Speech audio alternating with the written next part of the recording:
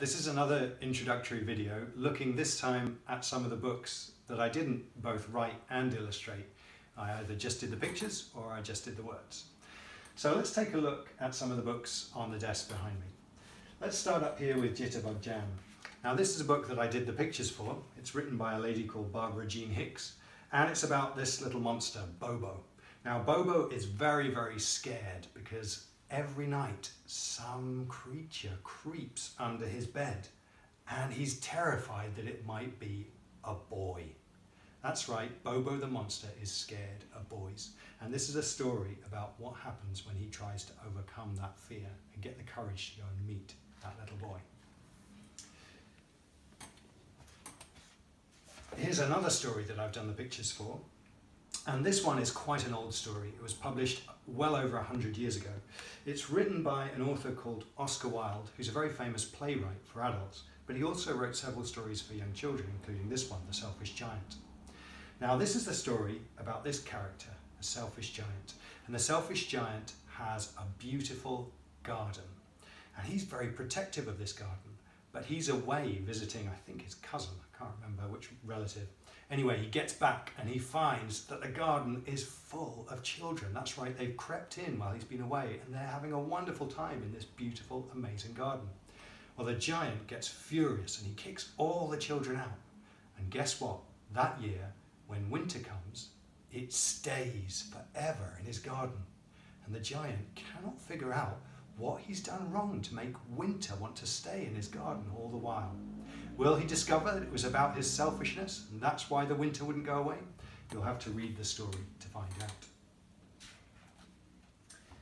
Okay, so those are the stories for young children that I just drew the pictures. Let's take a look at 3 where I wrote the words. These are all done with my friend Viv Schwartz, and I think you'll like all of them.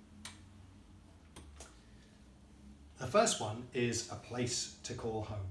And this is about 7 little, what are they? Viv says they're hamsters. I think you can decide for yourself. Let's call them hamsters. Anyway, these little hamsters, they grow up in a small, dark hole where they feel very cozy and safe. But they grow and they grow and they get bigger and bigger and bigger until one day they don't fit in the hole anymore. So they have to go out into the world and find a new home. Will they somehow find the courage to get out of their tiny little safe home and find somewhere where they can all live? It's going to be very scary, and you'll have to find out what happens on the journey by reading the book. The next story is called Cheese Belongs to You. This is a story about rats, and rats love cheese. But there's one other thing you should know about rats. They don't really care about rules. The only rule that makes any difference to a rat is if you're bigger or stronger or quicker or faster or dirtier or hairier, then you get to do whatever you want. And this is a story about what happens when you live in a world where no one cares about rules. And the last story we're going to look at, hopefully without causing a massive landslide here, is I Am Henry Finch. And this is a story about this little character who's a bird called Henry.